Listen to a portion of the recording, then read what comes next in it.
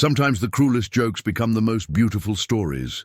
When an entire village loses its heart, it takes an unlikely pair to find it again. The people of Ironfjord thought they were being clever when they sold tiny orphaned Astrid to the giant Viking warrior Björn the Bear-Slayer as a spring festival prank. But when the legendary warrior declared she would bear his heirs, nobody was laughing. This aging mountain of a man, haunted by the loss of his own family, saw something in the small girl that nobody else could see. What started as village cruelty became something much deeper. What happens when the most feared Viking discovers that family isn't always about blood? Before we jump back in, tell us where you're tuning in from. And if this story touches you, make sure you're subscribed, because tomorrow I've saved something extra special for you. The fjord stretched like a wound between the mountains, dark water reflecting the grey sky that seemed permanently fixed above Ironfjord village. Here, where the North Sea met the rocky coast of Norway, winter held dominion for 8 months of the year, and even spring arrived with reluctant frozen breath. The village clung to the shoreline like barnacles on a ship's hull, stubborn, weathered, and shaped by forces beyond their control. Astrid Eriksdottir pressed her thin frame against the cold stone wall of the grain house, watching the villagers prepare for the spring festival through a gap in the wooden shutters. At 15, she had learned to make herself invisible, a skill born of necessity when you belonged to no one and everyone considered you a burden. Her fingers traced the tarnished silver pendant that hung beneath her worn wool dress, the only thing left from her mother. The pendant was simple, bearing the image of a raven in flight, but it was hers, and in a world where she owned nothing else, it represented everything. The festival preparations buzzed with an energy that had nothing to do with celebration and everything to do with survival. After the harsh winter that had claimed 3 of the village's elders and left the grain stores dangerously low, the people of Ironfjord needed something to lift their spirits. They needed to laugh, even if that laughter came at someone else's expense. "There she is," called Olaf the miller, his voice carrying the particular cruelty that men reserve for those they consider beneath notice. "Our little foundling, watching from the shadows as usual." Astrid pulled back from the window, but it was too late. The damage was done. Olaf had spotted her, and where Olaf's attention went, others followed. She had hoped to watch the preparations unnoticed, to steal a few moments of vicarious joy before retreating to her corner of the grain house where she slept among the barley sacks. "Come now, Astrid," called Helga the weaver, her voice honey-sweet with false kindness. "Don't hide from us. We have need of you today." Need of her. The words should have brought comfort, but Astrid had learned to distrust kindness from the villagers. In her 5 years among them, since the fever had taken her parents and left her orphaned, she had discovered that their generosity always came with a price. When they fed her, it was so she could work.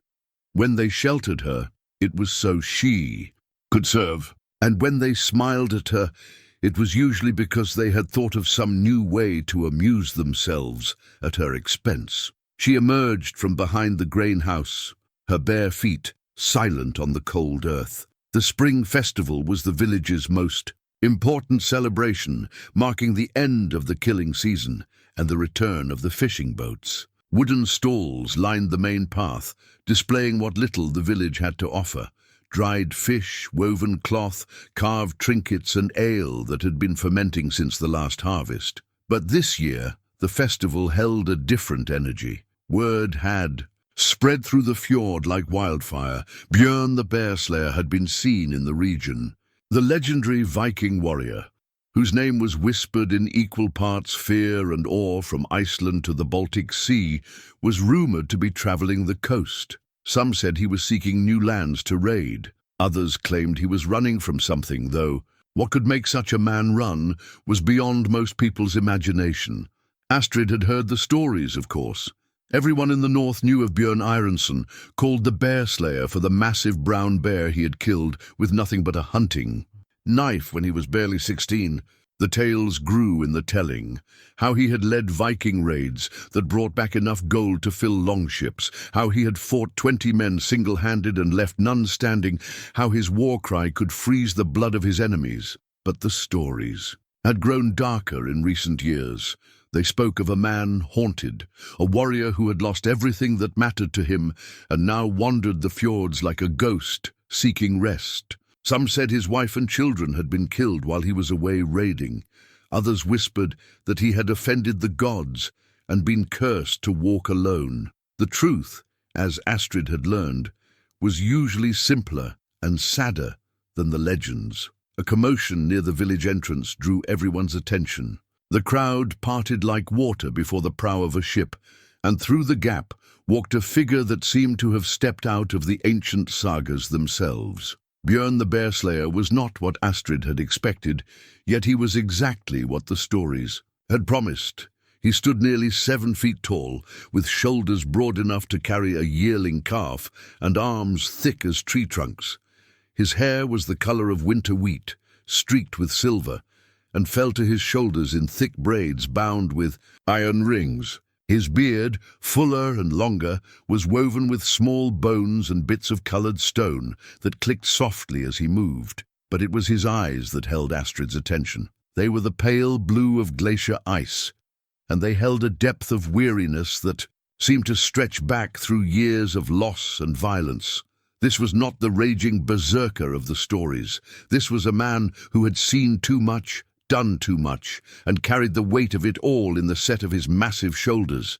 He wore a long coat of bear fur over a leather jerkin that had seen countless battles. At his side hung the weapon that had made him legend, Grimfang, an enormous battle-axe whose iron head was etched with runes and stained dark with the blood of his enemies. The axe looked ancient, as if it had been forged in the first days of the world, and it seemed to hum with barely contained power. The villagers fell silent as Björn's gaze swept over them. When those pale eyes found Astrid, she felt something strange, not fear but recognition, as if he saw something in her that others missed, the way she sometimes saw wounded birds that others would pass by without notice. "Welcome to Ironfjord, a great warrior," said Eric, the village elder, stepping forward with the careful dignity of a man who understood he was addressing someone infinitely more dangerous than himself. "We are honored by your presence at our spring festival." Björn nodded once, slowly. When he spoke, his voice was like distant thunder, deep and resonant. "I seek shelter for the night. I can pay." The offer of payment sent a visible ripple of excitement through the crowd. Björn reached into a pouch at his belt and withdrew a small leather bag that clinked with the weight of silver coins. In a village where most trade was conducted with dried fish and woven cloth, the sight of actual silver was like seeing a miracle. "Of course," Eric said quickly, "we would be honored to host you. We have food, ale, and the finest bed in the village." "I have no need of comfort," Björn replied. "A place by your fire will suffice." As the villagers scrambled to accommodate their unexpected guest, Astrid noticed something that others missed. Despite his fearsome reputation and massive frame, Björn moved with the careful awareness of someone accustomed to being the largest thing in any room. He ducked slightly under doorways that could have accommodated him easily, stepped aside when others approached, and kept his massive hands carefully away from anything that might break under his touch. The festival continued around him, but with a different energy now. The villagers were showing off, each trying to impress the legendary warrior with their best goods, their strongest ale, their most entertaining stories. But Astrid saw that Björn was not really watching the festivities. His eyes kept drifting to the mountains that surrounded the fjord, as if he was looking for something or someone. As evening approached and the ale began to flow more freely, the mood of the festival shifted from nervous excitement to something more dangerous. Astrid had seen this before, the way men became bold and cruel when drink loosened their tongues and their inhibitions. She began to retreat toward the grain house, hoping to avoid whatever entertainment the villagers might devise. But Olaf the miller caught her arm as she tried to slip away.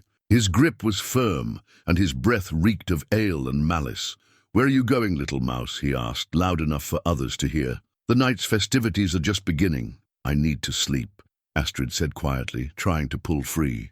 "The morning's work can wait," Olaf interrupted.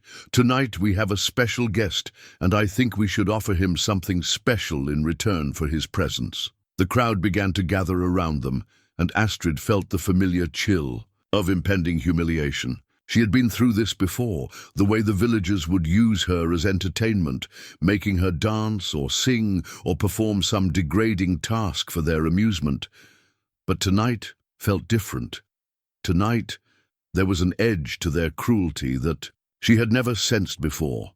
Perhaps it was the presence of the legendary warrior, the need to prove their own worth in front of someone who had achieved real glory. Or perhaps it was simply the accumulated weight of a hard winter and the desperate need to feel powerful over something, anything. Eric the Elder stepped forward, his eyes bright with ale and mischief. "You know," he said, his voice carrying across the festival grounds, "we have been remiss in our hospitality.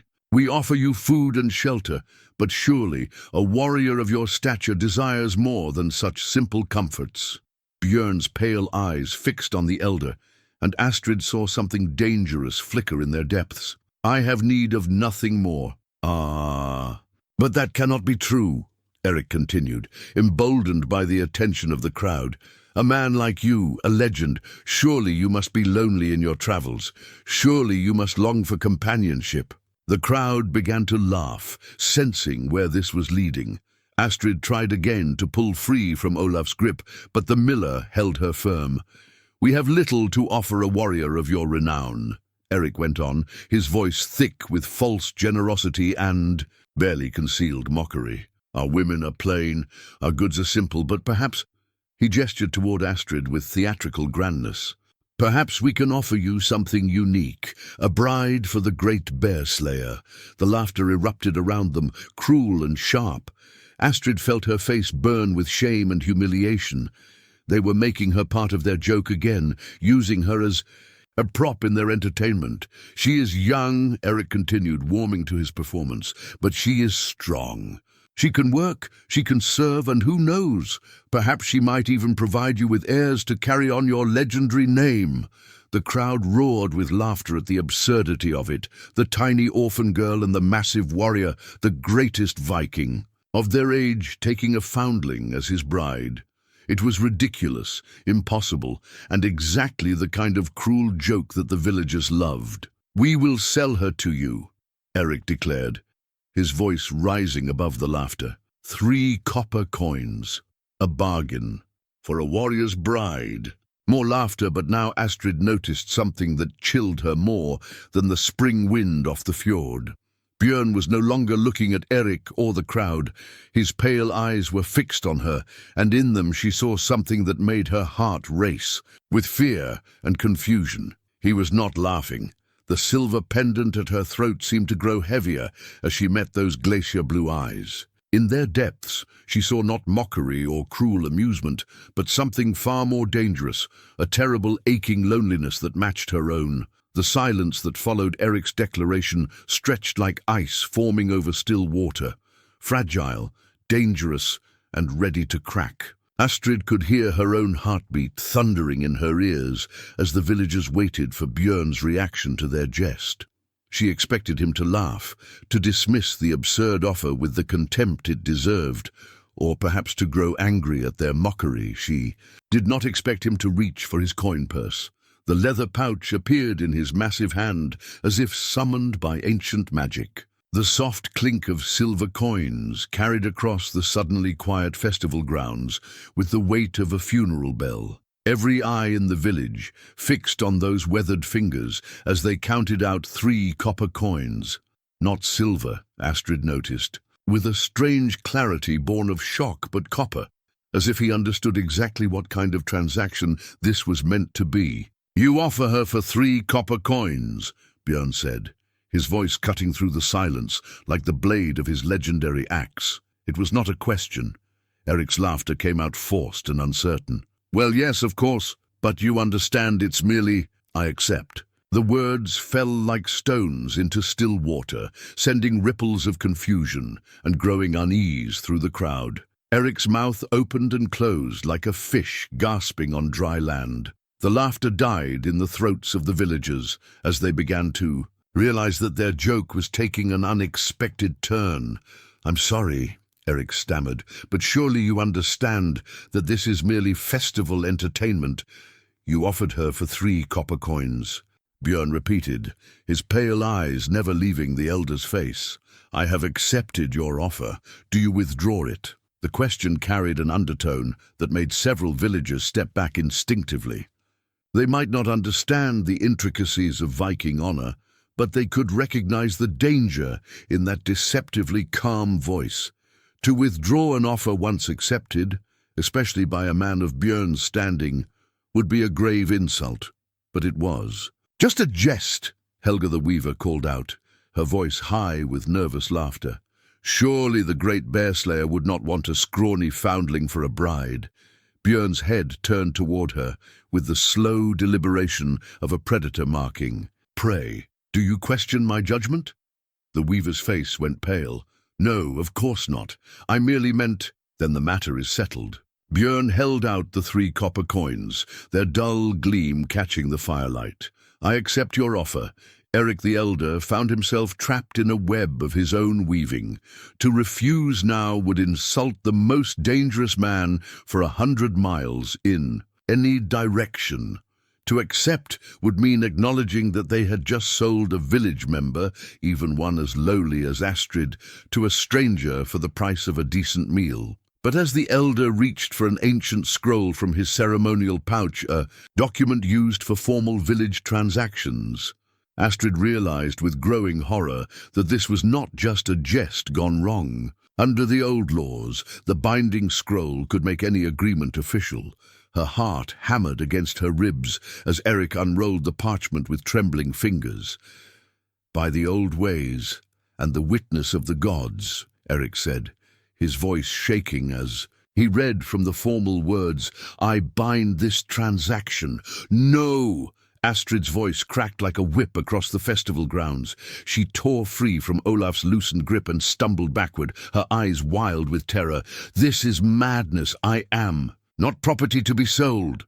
The crowd parted before her as she backed away, but there was nowhere to run. Ironfjord was surrounded by mountains and fjord, and beyond the village lay only wilderness that would kill her as surely as any weapon. Björn stepped forward, and the ground seemed to tremble under his boots. When he spoke, his voice carried, "Across the fjord, like the horn that summons warriors to battle, by Thor's hammer and Odin's wisdom," he roared, his words echoing off the mountains themselves.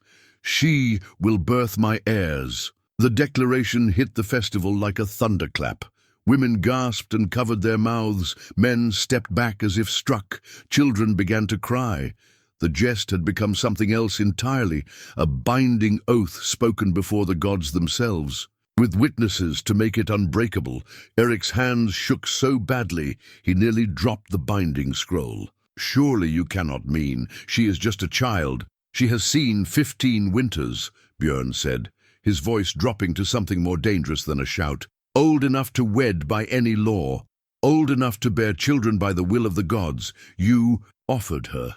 I accepted. The transaction is binding." Astrid felt the world spin around her. The familiar faces of the villagers, people she had known for 5 years, people who had fed her scraps and given her shelter, looked at her now with a mixture of fear and guilt. They had meant to humiliate her with their joke, to use her as entertainment for their festival. They had never imagined it would become real.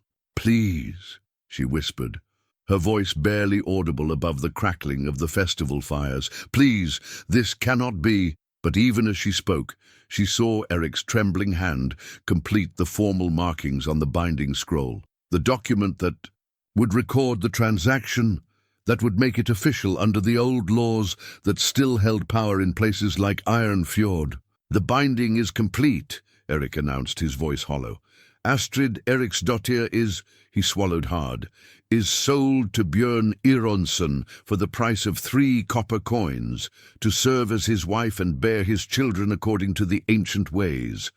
The words felt like physical blows to Astrid's chest.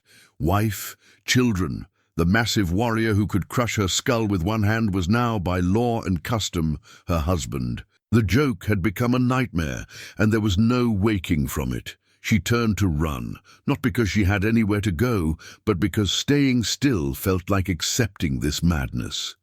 Her bare feet slipped on the damp earth, and she stumbled, expecting to fall hard on the rocky ground. Instead, massive hands caught her arms with surprising gentleness. Björn had moved faster than should have been possible for a man his size, catching her before she could flee or fall. His touch was firm but careful, like someone handling a wounded bird. Easy, he rumbled, and for the first time she heard something other than dangerous authority in his voice. I will not harm you. Astrid looked up into those pale blue eyes and saw something that confused her more than anger or lust would have. She saw pain, deep, old pain that matched the ache in her own chest. For a moment, the festival, the villagers, the binding scroll all faded away, and there was only a man and a girl who had both lost everything and been left to carry on alone. Why?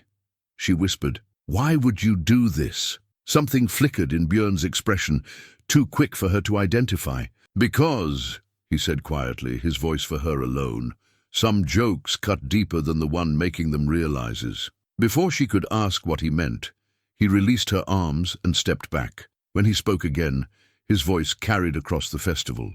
Grounds with the authority of a man accustomed to being obeyed. The girl comes with me now. Gather her belongings. She has no belongings, Olaf called out, his voice still carrying traces of cruel amusement. Nothing but the clothes on her back. Björn's gaze swept over the crowd with new intensity. Then she takes nothing from this place, as it should be. He turned back to Astrid, and she saw something in his eyes that made her breath catch. Not desire or possession, but something almost like understanding. Come, he said, extending one massive hand toward her. We have a long walk ahead of us. Astrid stared at the offered hand, scarred, calloused, strong enough to break her neck. Without effort, and realized she had a choice to make. She could refuse, try to run, and likely die in the wilderness, or she could trust the gentle tone beneath the warrior's rumbling voice and see where this impossible path might lead. Behind her, the villagers watched in stunned silence. Their festival had become something else entirely, a transaction that would be remembered long after the ale was drunk and the fires burned to ash. With trembling fingers, Astrid reached out and placed her small hand in Björn's massive palm. His fingers closed around hers with infinite care, and for the first time since her parents died, she felt truly safe. The Bear-Slayer had claimed his bride, and the joke had become something far more dangerous than anyone had imagined. The beginning of a bond that would shake the very foundations of the old ways.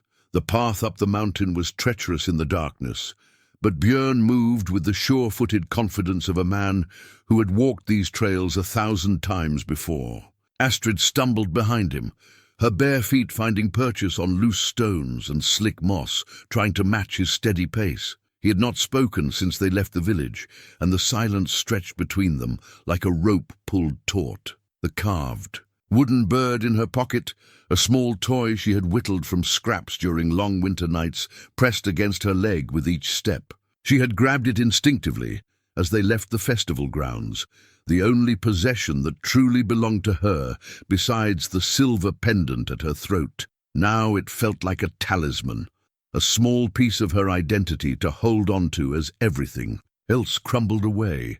After an hour of climbing, Björn stopped beside a boulder that offered shelter from the wind. Without a word, he shrugged off his massive bear fur coat and wrapped it around Astrid's shivering shoulders. The garment enveloped her like a tent, warm with his body heat and smelling of wood smoke, leather, and something wild she couldn't identify. Thank you, she whispered. the first words either of them had spoken since leaving Ironfjord. He nodded once and resumed walking. The coat made climbing easier. Her feet were still bare and cold, but the rest of her was wrapped in blessed warmth. She found herself studying his broad back as they climbed, noting the careful way he tested each foothold before putting his full weight on it. How he never got so far ahead that she couldn't see him clearly. The dwelling appeared suddenly, carved into the mountainside itself, like the hall of some ancient king. What she had expected to be a simple cave or rough shelter was instead a complex of rooms and passages that spoke of years of careful construction. The entrance was guarded by two massive stones that had been rolled into place, creating a narrow gap that could be easily defended. Björn moved one of the stones aside with casual strength that would have required 6 ordinary men working together. The ease of it reminded Astrid exactly who she was now bound to, not just a man, but a legend given flesh. "Welcome to my home," he said simply, and she heard something in his voice that might have been nervousness. The main chamber took her breath away. The walls were stone, but they had been smoothed and carved with intricate designs. Ravens, wolves, ships sailing across stormy seas. A fire pit dominated the center of the room, surrounded by furs and carved wooden furniture that spoke of both comfort and function.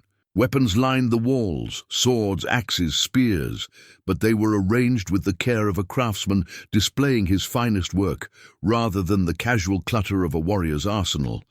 But it was the smaller details that caught Astrid's attention and made her heart ache with sudden understanding. A woman's spinning wheel sat in one corner, its wood polished smooth by years of use.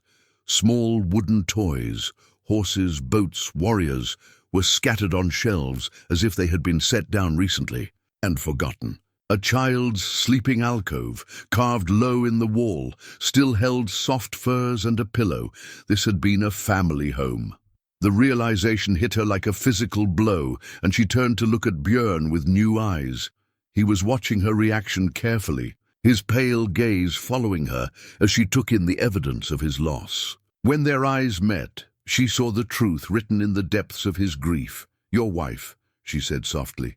"Your children." He was silent for a long moment, his massive hands clenched at his sides. When he spoke, his voice was rough with old pain. "Ingrid, my sons, Ulf and Ragnar, twins."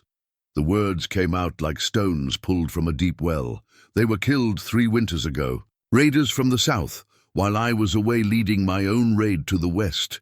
Astrid felt tears prick her eyes. She understood now why he had taken the village's cruel joke seriously, why he had looked at her with such strange recognition. He was not a warrior seeking a bride. He was a father who had lost his children, trying to fill a void that could never truly be filled. "I'm sorry," she whispered. "I cannot imagine. I came home to find ash and bones," he continued, as if he needed to speak the words aloud. "My hall burned, my family dead, my name cursed by the very people I had fought to protect. They said I had brought the curse upon them by my pride, by believing myself untouchable."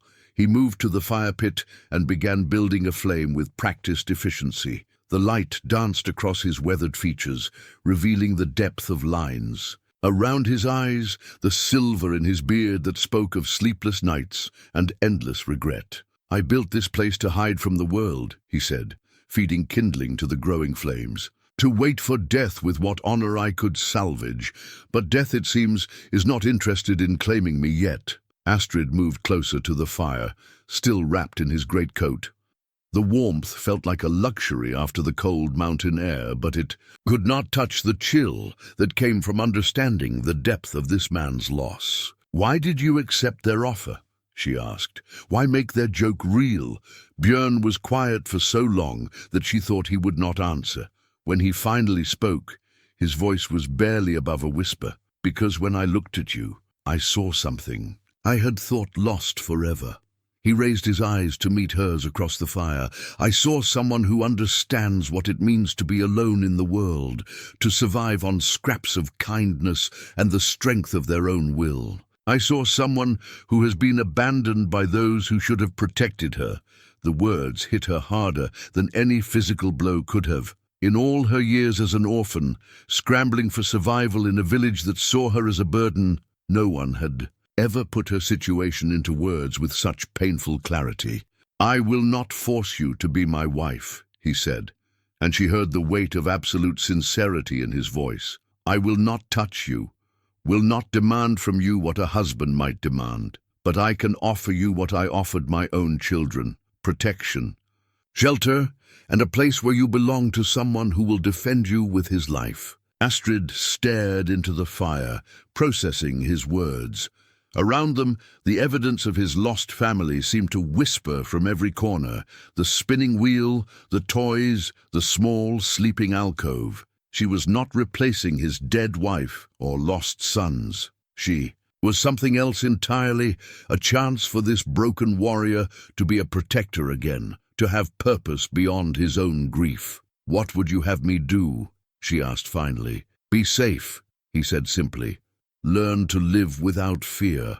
Let an old warrior remember what it feels like to have family again, even if that family is chosen rather than born." She pulled the carved wooden bird from her pocket and held it up to catch the firelight. The simple toy, whittled during countless lonely evenings, seemed to represent everything she was and everything she might become. "I made this," she said, offering it to him.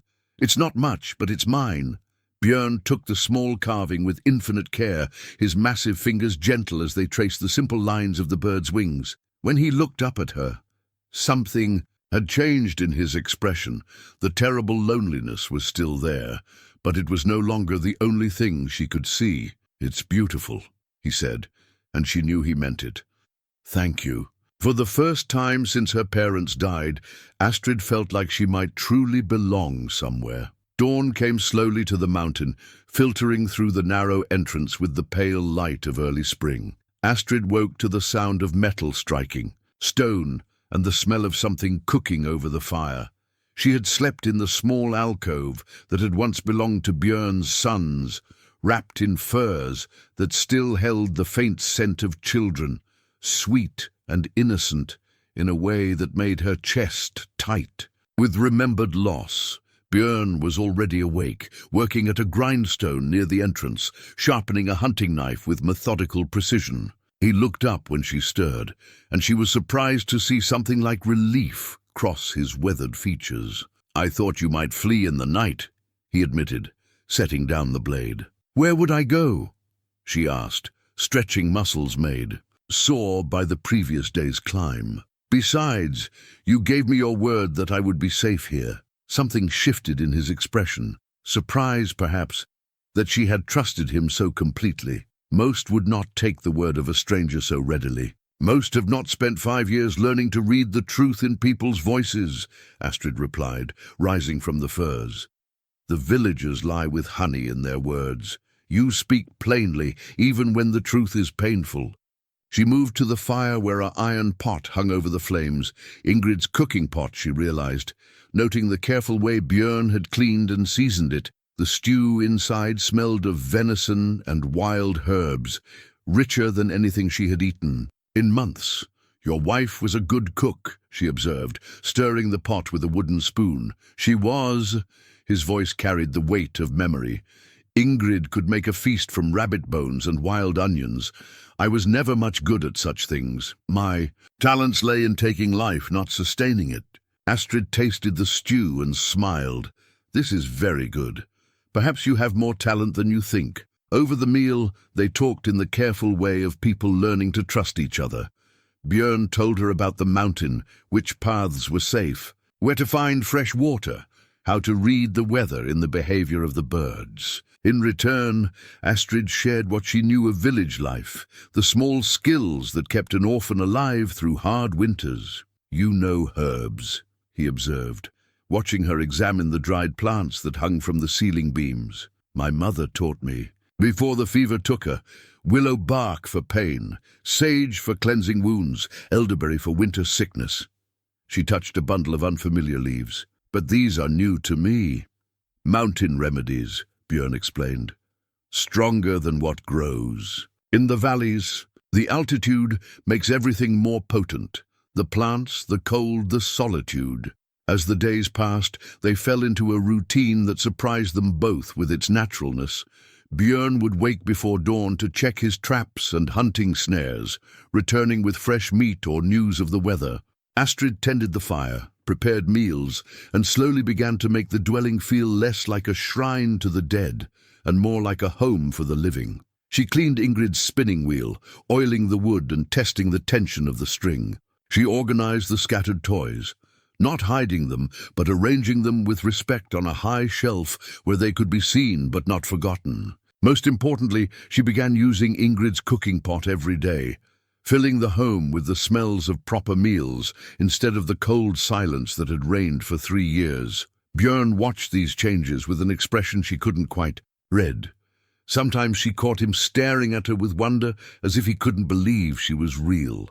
Other times, she saw him touch his son's toys with infinite gentleness, his massive fingers tracing the carved details as if memorizing them. One evening, as spring rain drummed against the mountain, Astrid woke to the sound of crying. She found Björn sitting by the dying fire, his great shoulders shaking with silent sobs as he held one of his son's wooden horses. "The nightmares," he said when he noticed her watching. "They come less often now, but when they do, without." Thinking, Astrid moved to sit beside him on the furs. Up close she could see the tracks of tears on his weathered cheeks, the way his hands trembled as he fought for control. "Tell me about them," she said softly. "Your sons." He was quiet for so long that she thought he would refuse. Then slowly the words began to come. Ulf was the elder by mere minutes, but he never let Ragnar forget it, always protecting his brother, always leading their games. He would have been a great warrior. Björn's voice grew thick with memory. Ragnar was gentler, more like his mother. He loved stories, loved learning.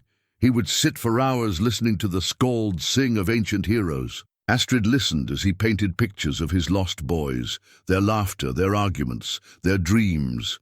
She saw them through his eyes, 2 bright souls cut short by violence, leaving behind only toys and memories and a father drowning in guilt. "They would have liked you," he said finally. "Ulf would have wanted to protect you, and Ragnar would have pestered you with questions about your carving skills." The words brought fresh tears to his eyes, but these seemed different, cleaner somehow, as if speaking of his sons with joy instead of only grief had lifted some weight from his chest. "I dream of them sometimes," Astrid admitted. "My parents. I see my mother spinning by the fire, my father coming home with fish from the nets. But when I wake, I can barely remember their faces." "Memory is cruel," Björn agreed. "It fades when we need it most and strikes sharpest when we are trying to heal."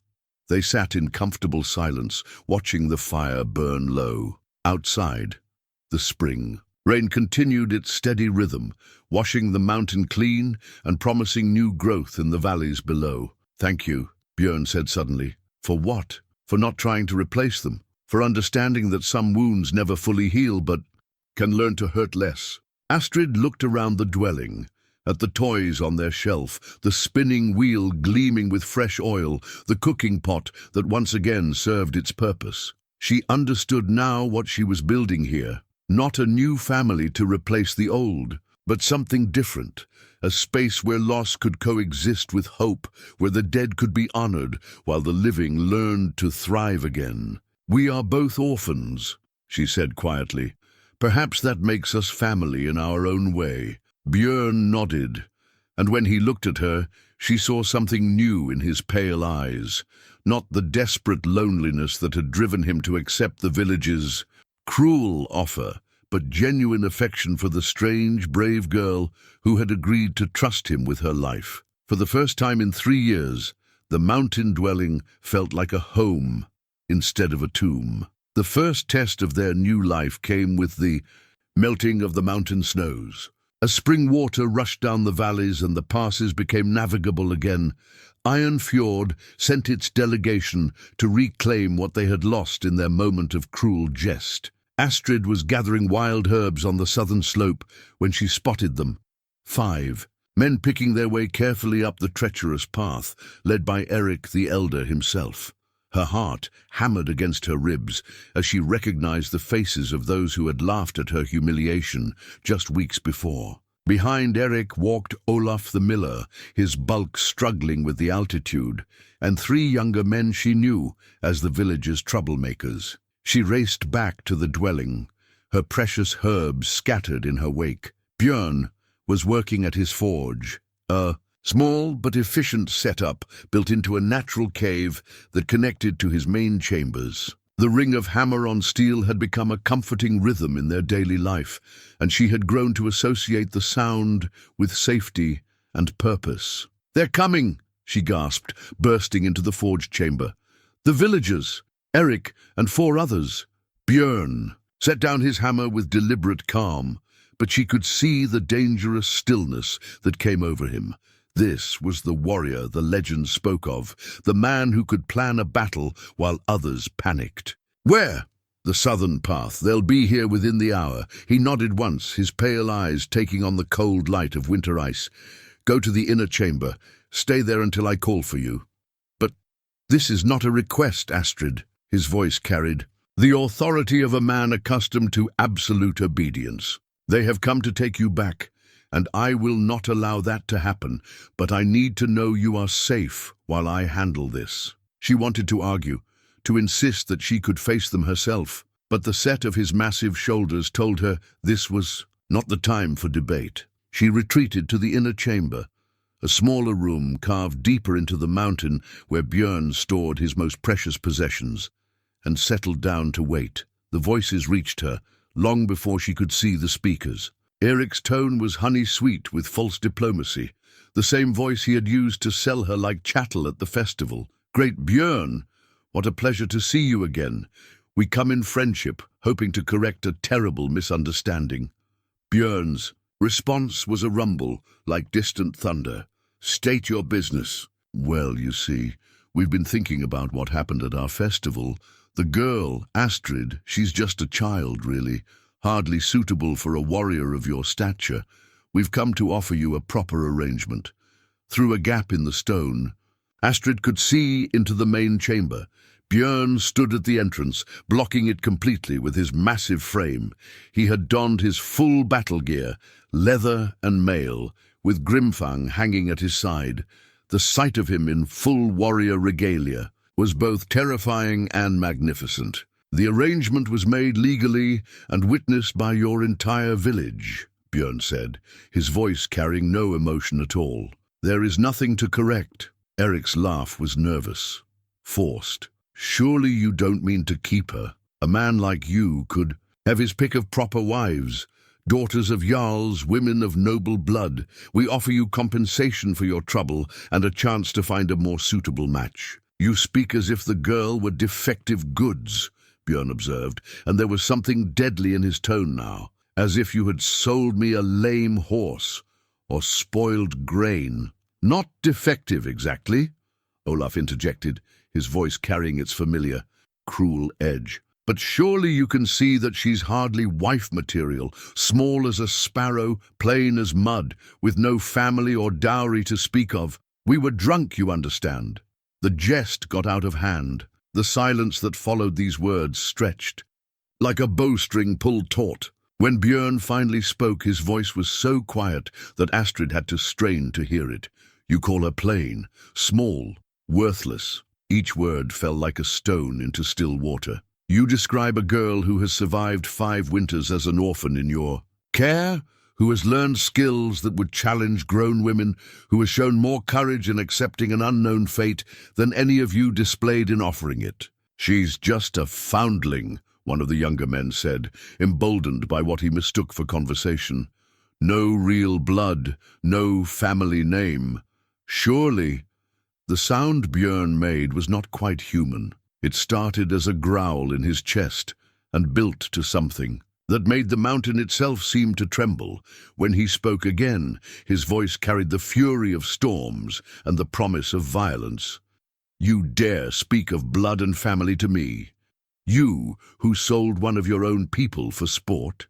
You, who would abandon a child to the wilderness rather than admit your cruelty. Astrid heard the distinctive sound of steel leaving its sheath, Grimfang being drawn from its resting place. Through the gap, she could see the villagers step back in terror as the legendary axe caught the light. "The girl stays," Björn said, and his voice carried the finality of death itself. "She is under my protection now, and any who would harm her or take her against her will answer to me. Is this understood?" "You're making a mistake," Eric said, but his voice was high with fear. "Now, the village will not forget this insult. We have connections, friends among the other settlements." "Then tell them this," Björn interrupted, raising Grimfang so its blade caught the sunlight streaming through the entrance. "Tell them that Björn the Bear-Slayer has found his family again, and he will paint the mountains red with the blood of any who threaten it. Tell them that the joke they played has awakened something they were wiser to leave sleeping." The threat hung in the air like smoke from a funeral pyre. Astrid could hear the shuffle of feet as the villagers backed away, their delegation crumbling in the face of a warrior's absolute resolve. "This isn't over," Olaf called out, his voice shaking with impotent rage. "Mark my words, Bear-Slayer. This isn't over. For your sake," Björn replied, his voice carrying across the mountainside like a death knell.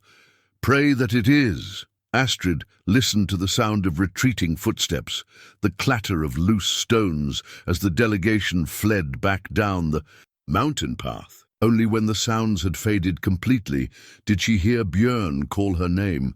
She emerged from the inner chamber to find him still standing at the entrance, Grimfang held ready in his massive fists. But when he turned to look at her, the deadly warrior vanished, replaced by the gentle man who had offered her protection and belonging. "They will not return," he said simply, sheathing his axe. "How can you be certain?" "Because they are cowards who mistake cruelty for strength. They will tell themselves they tried to fix their mistake, and they will convince themselves that it is better this way."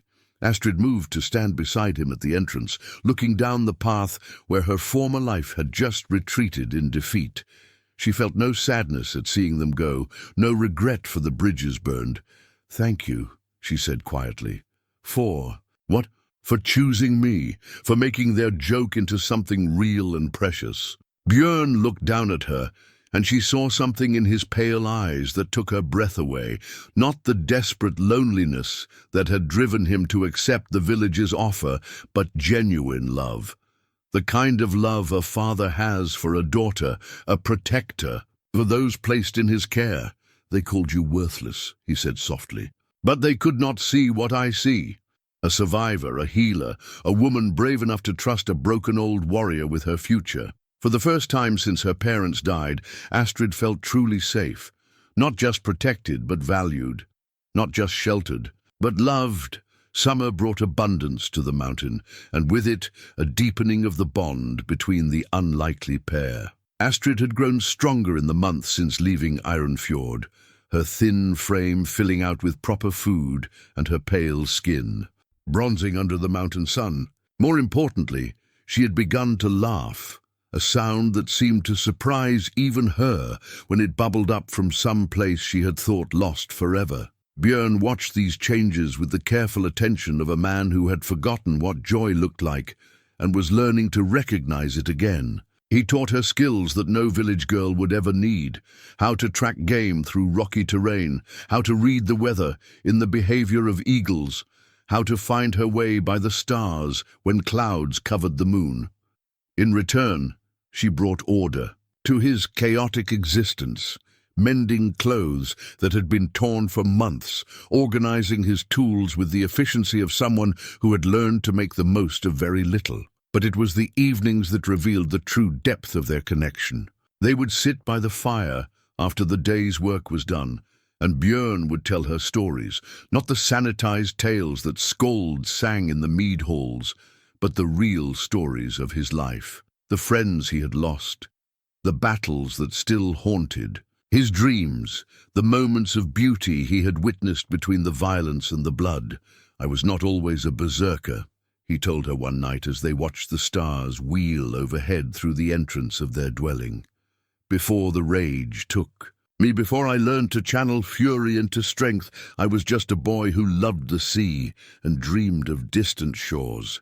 Astrid curled against his side, small enough that his massive arm could encircle her completely. These moments of physical closeness had developed naturally between them. Not romantic, but familial, the way a father might hold a daughter during a thunderstorm, or a daughter might comfort a father after a nightmare. "What changed?" she asked, though she suspected she already knew the answer. "Death," he said simply. "The first man I killed was barely older than you are now, a Saxon raider who had burned a monastery on the coast. I ran him through with my spear and watched the light fade from his eyes, and something in me broke. That day, or perhaps it finally grew into what it was always meant to be." She could feel the tension in his massive frame as he spoke, the way his muscles tightened with old memories. "Do you regret it?" "The killing, some of it," he admitted. "The innocents caught in the path of war. The young men who died for their lord's ambitions rather than their own choices. But not all of it. Some men choose to be monsters, and the world is better when such monsters are stopped." They talked late into the night, sharing fears and dreams, and the kinds of deep truths that can only be spoken in darkness. Astrid told him about the loneliness of being unwanted, the way she had learned to make herself invisible to avoid attention. Björn spoke of the weight of legend, how his reputation had become a prison that kept him apart from normal human connection. "I used to wonder what my sons would have become," he said as the fire burned low. "Ulf had the makings of a great warrior, but Ragnar, he might have been a skald, a keeper of stories and wisdom. Now I think perhaps the gods sent you to show me what they might have grown into." The words brought tears to Astrid's eyes, but they were not tears of sadness. For the first time in her life, she understood what it meant to be truly valued, not for what she could do or provide, but simply for who she was.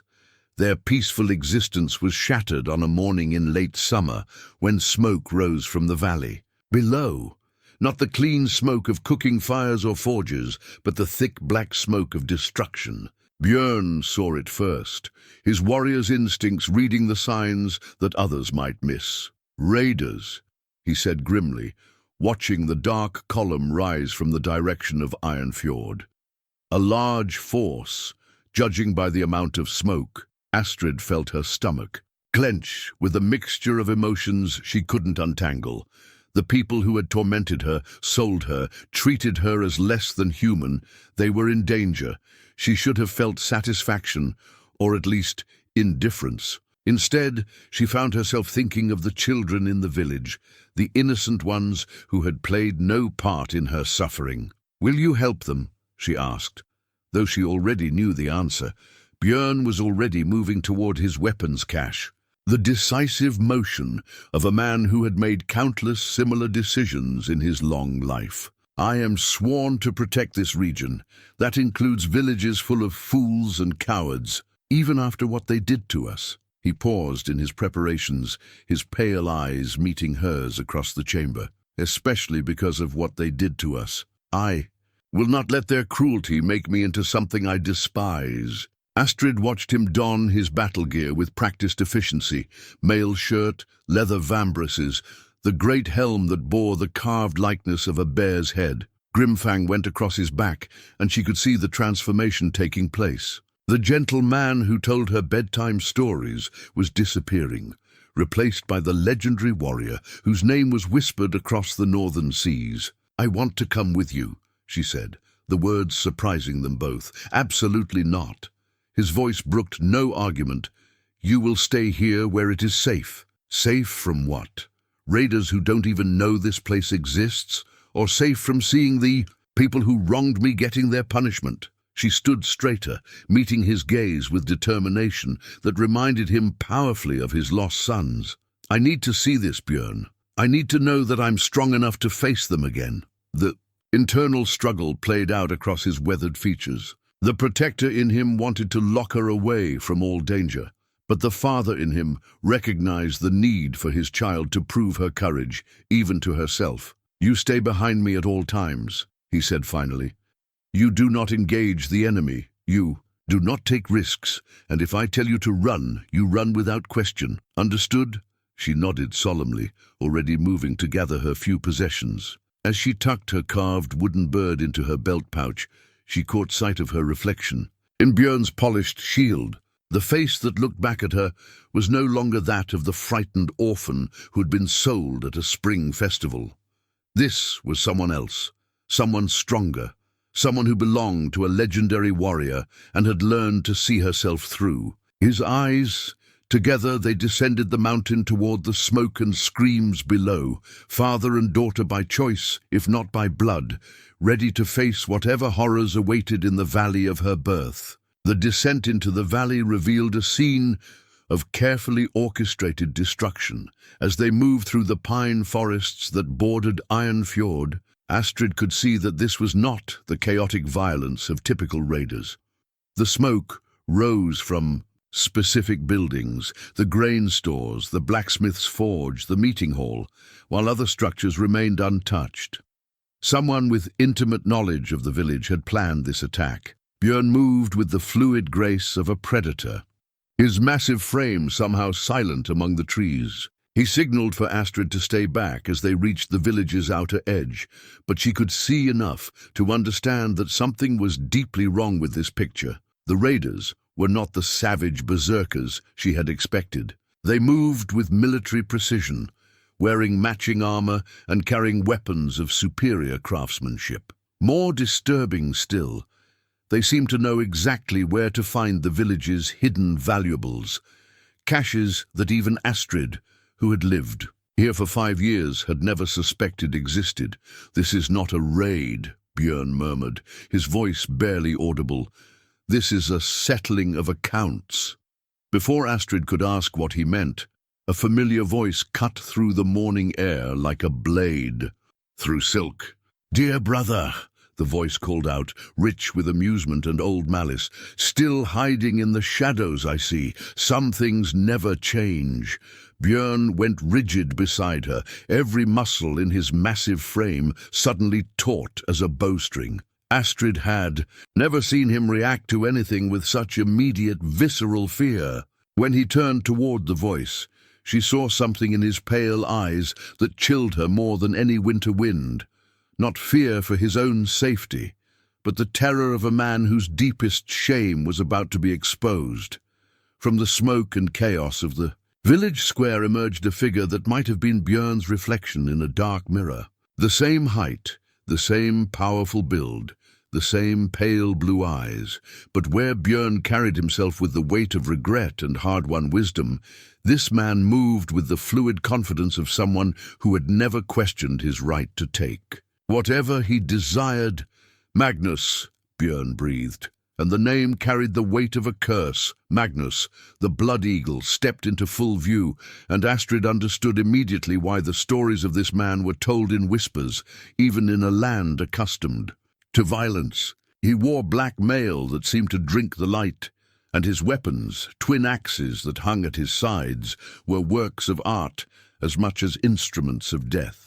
But it was his smile that made her blood run cold, the expression of a man who found genuine pleasure in the suffering of others. "Did you think I wouldn't find you, dear brother?" Magnus called out, his voice carrying easily across the distance between them. "Did you think you could hide forever in your mountain cave, playing at being a hermit?" Astrid looked between the two men, so similar in appearance, so different in everything else that mattered, and felt the ground shift beneath her understanding of the world. "Brother?" she whispered. Björn's face had gone ashen. "My twin," he said, the words seeming to tear something inside his chest. "Younger by mere minutes, but he never let me forget that I had failed to protect him from the world's cruelties." The pieces began to fall into place with horrible clarity. Magnus continued his speech, but now Astrid could hear the careful choreography behind his words, the way he was performing for an audience that included not just Björn, but the cowering villagers and his own men. "I've brought these good people a gift," Magnus announced, gesturing grandly toward the burning buildings. "A lesson in the consequences of their choices." It seems they thought they could mock the Blood Eagle by selling their foundling to my dear brother, instead of offering her to me. Ice ran through Astrid's veins as she understood.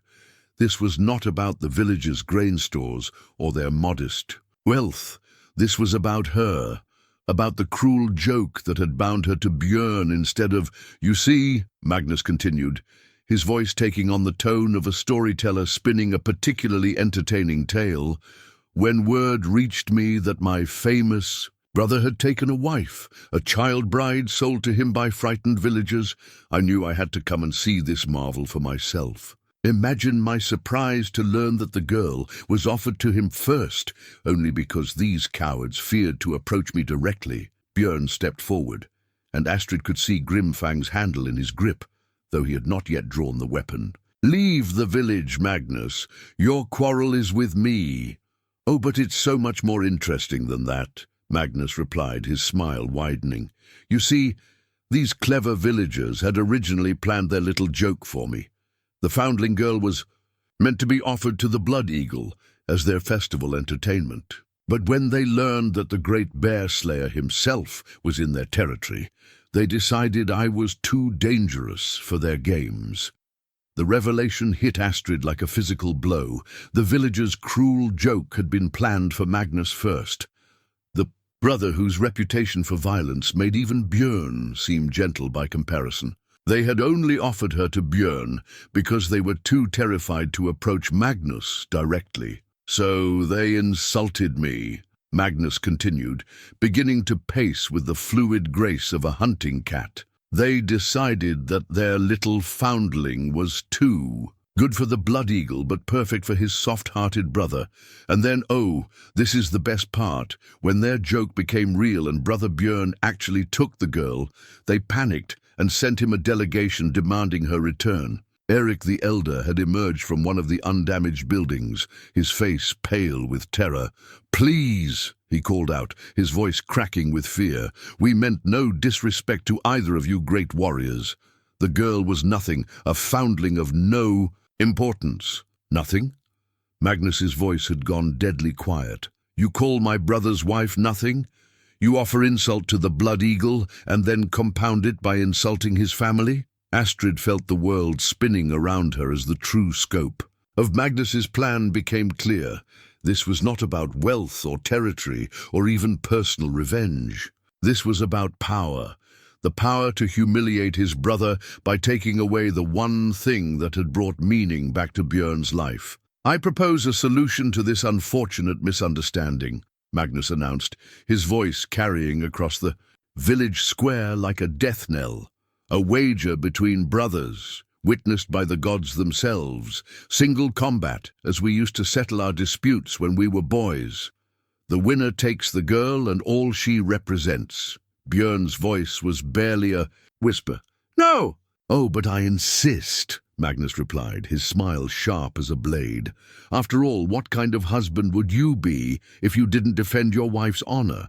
What kind of warrior would you be if you let insults to your family go unanswered?" Astrid understood.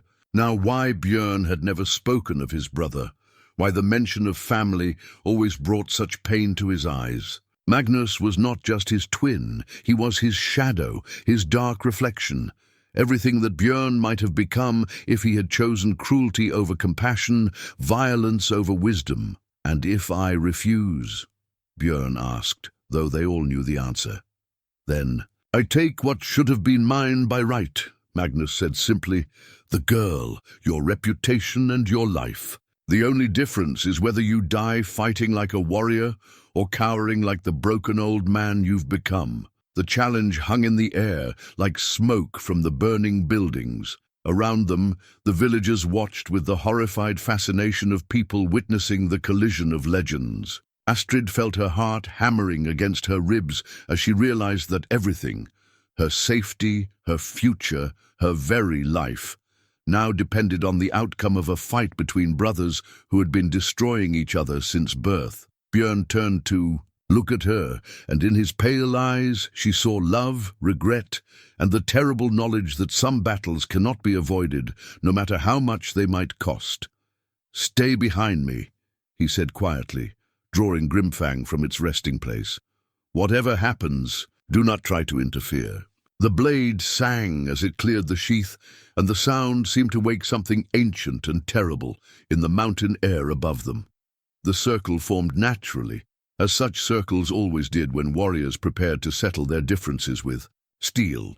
Magnus's men took positions around the village square, their discipline evident in the way they moved without orders, creating a perfect ring of steel and witness. The villagers pressed themselves against the walls of their remaining buildings, too terrified to flee but unable to look away from the confrontation that would determine their fate. Astrid found herself standing at the edge of the circle, close, enough to see every detail, but far enough back to honor Björn's command to stay safe. Her heart hammered against her ribs as she watched the two brothers circle each other, reading the terrible familiarity in their movements. They had done this before, perhaps not to the death, but enough times that each knew exactly how the other would move, would think, would try to find advantage. "Do you remember," Magnus called out as they paced the perimeter of their impromptu arena, "when Father made us fight for his approval? How we would bloody each other's noses and break each other's teeth, all for the chance to sit at his right. And during the evening meal?" Björn said nothing, but Astrid could see the way his massive shoulders tensed at the memory. Grimfang hung loose in his grip, the ancient axe seeming to hum with anticipation of battle. "I always won those fights," Magnus continued, his voice carrying the casual cruelty of a man reopening old wounds. "Not because I was stronger, we both know you had the advantage there, but because I was willing to do what you would not. I was willing to hurt you in ways that mattered. You were willing to cheat," Björn replied quietly, his pale eyes never leaving his brother's face. "There is a difference." Magnus laughed, the sound sharp and brittle in the morning air. "Cheat? No, dear brother, I was simply willing to win. You always had this foolish notion that there were rules to follow, lines that should not be crossed. It made you predictable." As they spoke, both men began the ritual preparations for single combat. Magnus stripped off his black mail shirt, revealing a torso covered in scars that told the story of a lifetime spent in violence. His skin was pale as winter ice, marked with ritual tattoos that seemed to writhe in the flickering light from the burning buildings. Björn removed his own armor with the same deliberate care, and Astrid gasped at what she saw. She had lived with him for months, had seen him work at his forge and tend his traps, but she had never seen him fully unclothed. His chest and arms were a map of old battles, sword cuts, spear thrusts, burns from flame and acid. But more disturbing were the scars that could only have come from torture, the precise marks of someone who had taken pleasure in causing pain. "Ah, you see them now," Magnus observed, following Astrid's horrified gaze. "The marks I left on my dear brother during our last conversation. Tell me, Björn, do they still ache when the weather changes?" The scars were old, years old, Astrid realized, but they covered Björn's back and shoulders like a spider's web of cruelty. She understood now why he had always dressed and undressed in private, why he sometimes winced when he moved in certain ways. His own brother had tortured him. Why? She whispered, though she hadn't meant to speak aloud. Magnus heard her and turned that terrible smile in her direction. "Because he betrayed me, little foundling. Because when our father was dying and the inheritance hung in the balance, my noble brother chose to side with our enemies rather than claim what was rightfully ours. I chose to protect innocent people from your madness," Björn said, his voice carrying the weight of old grief. "I chose to honor our father's true wishes rather than your twisted interpretation of them. And look what it got you," Magnus replied, hefting his twin axes with casual expertise. "Exile, loneliness, and a reputation built on the bones of better men, while he gestured grandly to his assembled warriors, I built an empire of fear and respect. The weapons they chose revealed everything about the men who wielded them. Björn's Grimfang was ancient, heavy, designed for clean kills and honest warfare. Magnus's twin axes were works of art, their blades etched with runes that seemed to promise agony rather than swift death. Where Björn's weapon spoke of duty and protection, Magnus's spoke of dominance and cruelty. As they took their positions, Eric the Elder stepped forward with shaking hands, carrying a horn of ale that would seal the combat once both men had drunk from it. The ritual was old, older than Christianity, older perhaps than memory itself. Once the horn was shared, the fight would be to the death, with no quarter asked or given.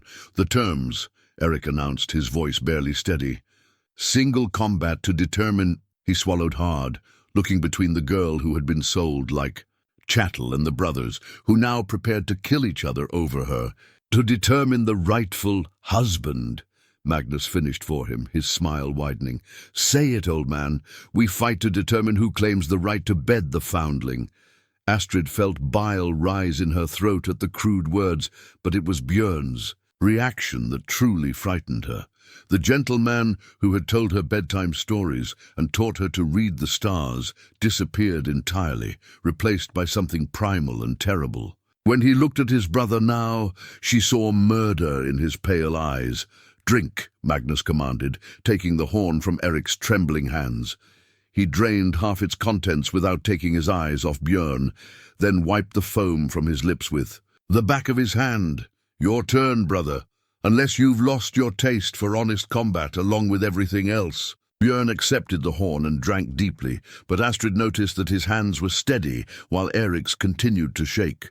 Whatever fear Björn felt, and she knew he must feel some, facing an opponent who knew all his strengths and weaknesses, he was master of it. I want you to understand something, Björn said quietly as he handed the empty horn back to Eric. This is not about the girl, though I will die before I let you touch her. This is about the children you killed when you burned our village, the innocents you tortured for sport, the women you sold into slavery while I was away fighting your battles. Magnus's expression flickered for just a moment, and in that flicker, Astrid saw something that chilled her, genuine surprise. He had expected Björn to fight for her, for love, or honor, or masculine pride. He had not expected his brother to fight for justice. Still the same sanctimonious fool, Magnus said, but there was less confidence in his voice now. Always fighting for people who would forget your name before your corpse was cold. Perhaps, Björn agreed, settling into the combat stance that legends were built on. But I sleep well at night, brother. Can you say the same? The question hung in the air like a challenge, and for a moment the two men simply stared at each other across the blood-stained stones of the village square. In that moment, Astrid saw them as they must have been as children, two boys who might have been friends, brothers who might have protected each other against the world's cruelties, instead of becoming each other's greatest enemy. Last chance, Magnus called out, raising his axes so their blades caught the morning light. Yield the girl to me, acknowledge that I am the better man, and I might let you live to see another sunset. Björn's response was to shift his grip on Grimfang, the ancient weapon singing softly as it moved through the air. Come and take her. The words were barely spoken when Magnus attacked, his twin axes moving in a blur of steel and malice. But Björn was ready, had been ready since the moment he heard his brother's voice. Grimfang met the attack with a sound like thunder, and sparks flew where the weapons collided. Around them, the circle of witnesses pressed closer, drawn by the terrible magnetism of violence between legends. But Astrid had eyes only for the man who had saved her from a life of humiliation and fear, who had given her a home and a family and the chance to believe she was worth protecting. The man who was now fighting for his life against the one person in the world who knew exactly how to destroy him. The first clash of weapons sent a shockwave through the assembled crowd, the sound of steel on steel echoing off the mountains like the hammer of gods. Magnus fought with the fluid grace of a dancer, his twin axes weaving patterns of death in the air around him. But Björn was a mountain in motion, each swing of Grimfang carrying the weight of years and the fury of righteous purpose. They were evenly matched in ways that spoke of shared blood and parallel training. What Magnus gained in speed and cunning, Björn matched with raw power and defensive skill. Where Björn's attacks carried the promise of clean death, Magnus's strikes sought to wound, to weaken, to cause the maximum amount of pain before the killing blow. Astrid watched in horrified fascination as the brothers circled each other, each looking for the opening that would end their lifelong conflict. She could see the intelligence behind their movements, the way they anticipated each other's attacks, the subtle feints and misdirections that spoke of warriors who had studied each other's techniques since childhood. "You're slower than you used to be," Magnus taunted as he ducked under a sweeping blow from Grimfang. "Age catching up with you, brother, or perhaps living soft on your mountain has made you weak." Björn's response was to pivot on his heel and bring his axe around in a vicious horizontal arc that would have taken Magnus's head off if it had connected. Instead, it bit deep into the wooden post of a market stall, sending splinters flying like shrapnel. Still talking too much in battle, Björn observed calmly as he wrenched his weapon free. "Father always said that would get you killed someday." The mention of their father seemed to touch something raw in Magnus, and his next attack came with less control, more fury. His axes moved in a blur of steel, seeking to overwhelm his brother through sheer aggression. But Björn weathered the storm like he weathered everything else, with patience, skill, and the absolute certainty that he was fighting for something worth dying for. Blood began to flow as the weapons found their marks. A shallow cut across Björn's ribs from one of Magnus's axes, a deeper gash on Magnus's shoulder where Grimfang's blade had kissed flesh. Neither wound was mortal, but they served as reminders that this was no longer the rough play of children. This was war between legends, and only one would walk away. "Tell me, brother," Magnus panted as they circled each other again, "what did you promise the little foundling to make her so devoted to you? Did you tell her she was special? Did you fill her head with dreams of being more than village refuse?" Astrid felt the words like physical blows, each one calculated to hurt not just her but Björn as well. She wanted to call out, to deny the cruel implications, but she forced herself to remain silent. This was Björn's fight, and any distraction could cost him his life. "I told her the truth," Björn replied, his voice steady despite the exertion of combat, "that she was worth protecting, that family is not always about blood, that sometimes the gods send us exactly what we need when we need it most." Something flickered across Magnus's face at those words, surprise perhaps, or something that might have been pain. For just a moment, the mask of cruel amusement slipped, and Astrid saw something vulnerable underneath. Then the moment passed, and Magnus was himself again. "Pretty words," he sneered, pressing his attack with renewed vigor. "Let's see how pretty they sound when you're bleeding out in the dirt." The battle intensified, both men drawing on reserves of strength and skill that spoke of lives spent in violence. They moved with the deadly precision of master craftsmen, each strike calculated, each defense measured. The crowd watched in awed silence, understanding that they were witnessing something that would be spoken of in legends for generations to come. But Astrid could see what the others missed, the subtle signs of fatigue that were beginning to show in both fighters, the slightly slower recovery after each exchange, the way their breathing had become more labored, the small tremor in Magnus's offhand that spoke of muscles pushed beyond their limits. More importantly, she could see the difference in their motivation.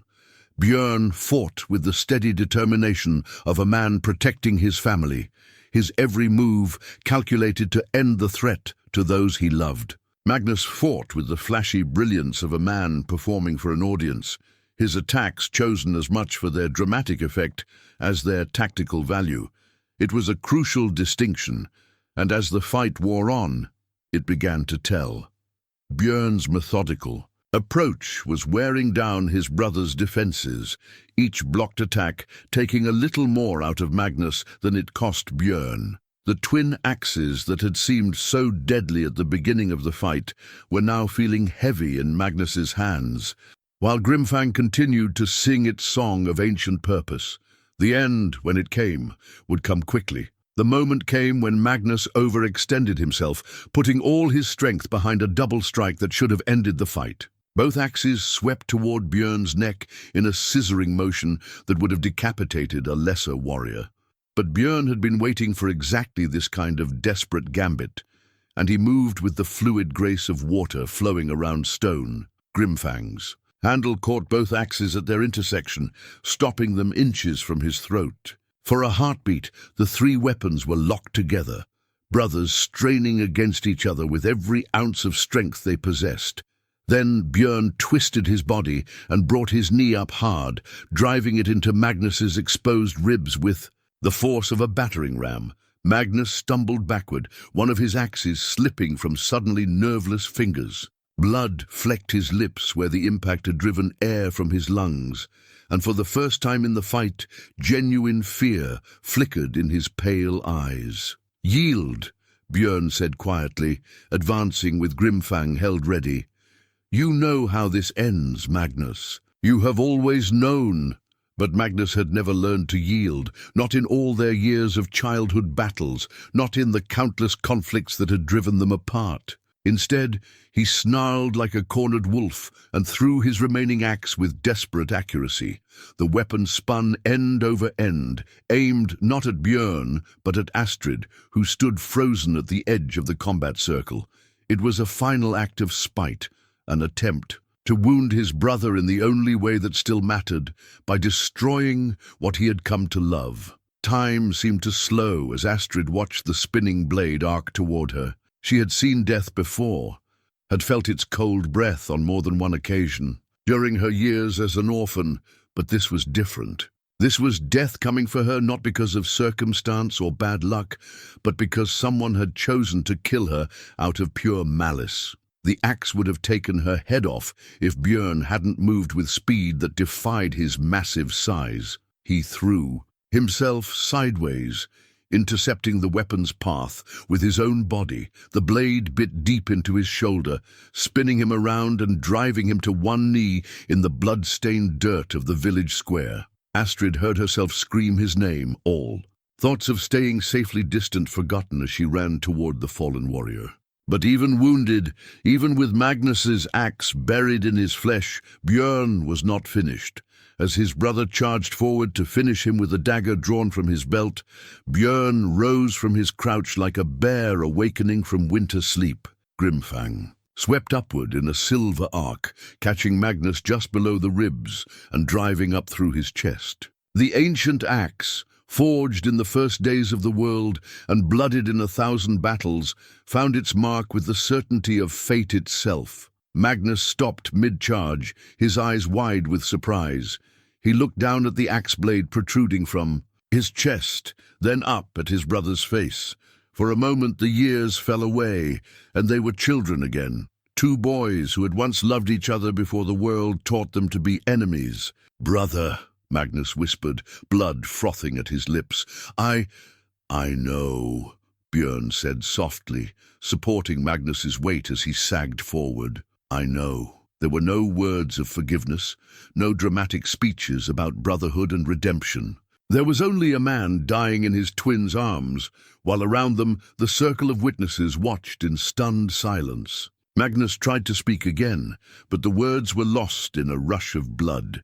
His pale eyes, so like Björn's own, fixed on some distant point that only he could see, and then the light faded from them forever. Björn held his brother's body for a long moment, his massive shoulders shaking with grief that had nothing to do with victory and everything to do with loss. When he finally lowered Magnus to the ground, his movements were those of a man carrying a weight that had nothing to do with physical burden. Astrid reached him as he struggled to his feet, Magnus's axe still embedded in his shoulder. She could see the pain in his pale eyes, but it was not the pain of his wound.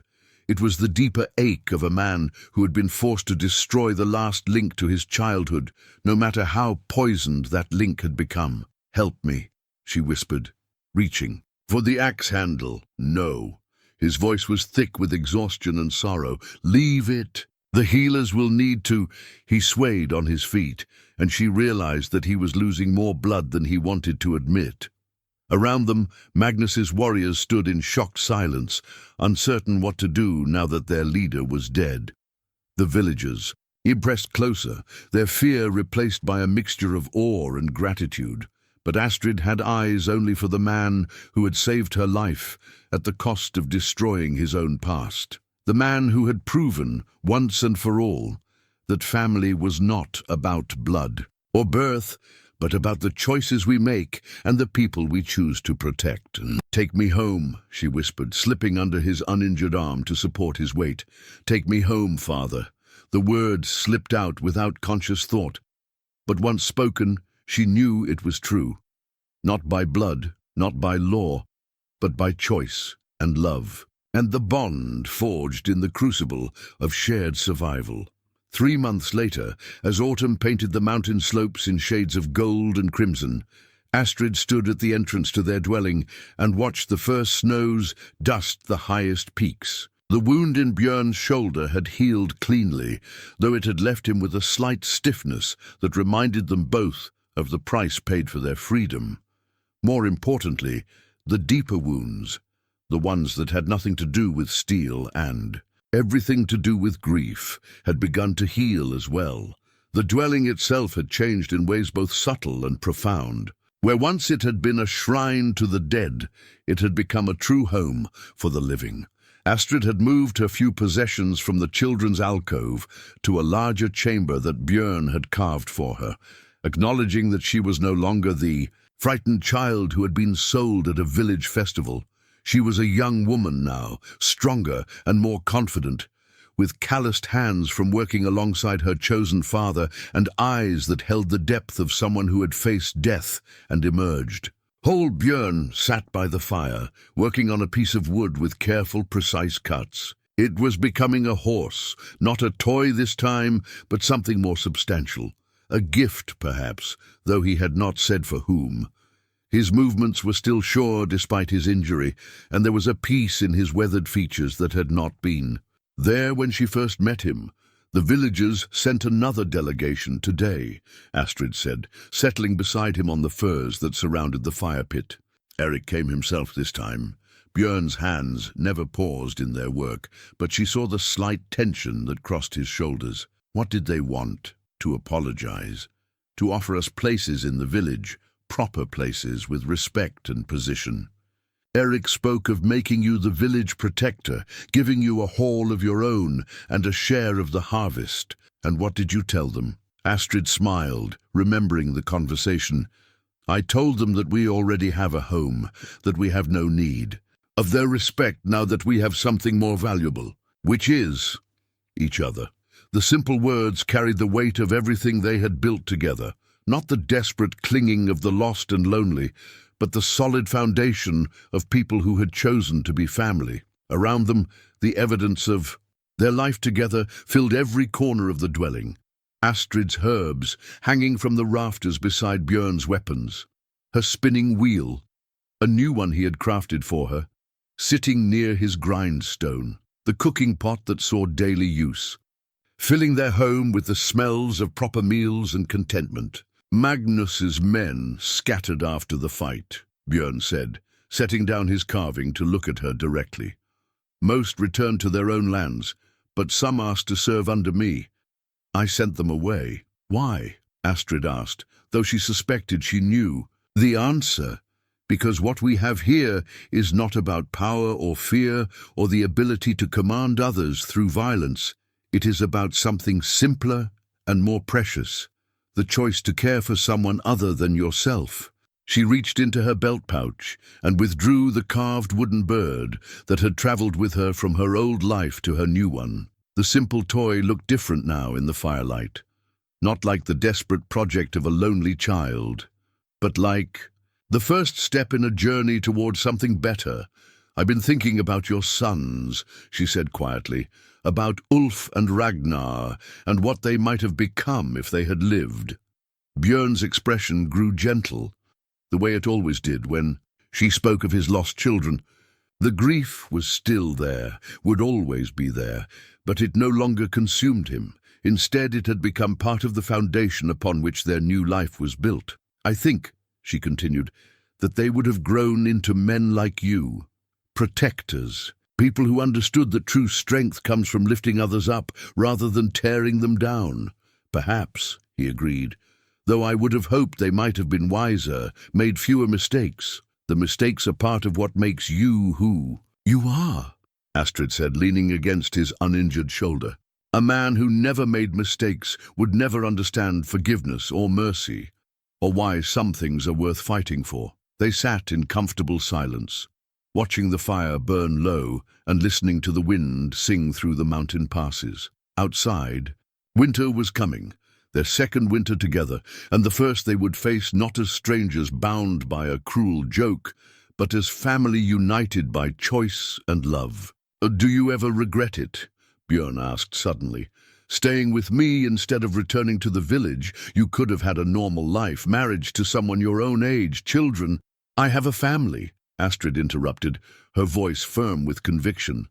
"I have a father who would die to protect me, and a home where I am valued for who I am rather than what I can provide." What more could any woman want?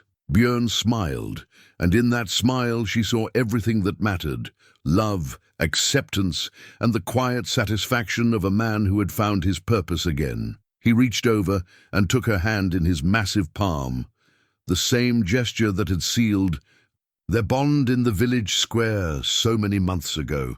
"Then we are both exactly where we belong," he said simply. As the fire burned to embers and the mountain settled into the deep quiet of approaching winter, Astrid reflected on the strange path that had brought them together. A village's cruel joke had become the foundation of something beautiful. A warrior's loneliness had transformed into a father's love. An orphan's desperation had grown into a daughter's fierce devotion. They were not the family that blood had given them, but they were the family they had chosen. And in the end, that choice had made all the difference. Outside, the first real snow of winter began to fall, covering the mountain in pristine white and promising the world a chance to begin. Again,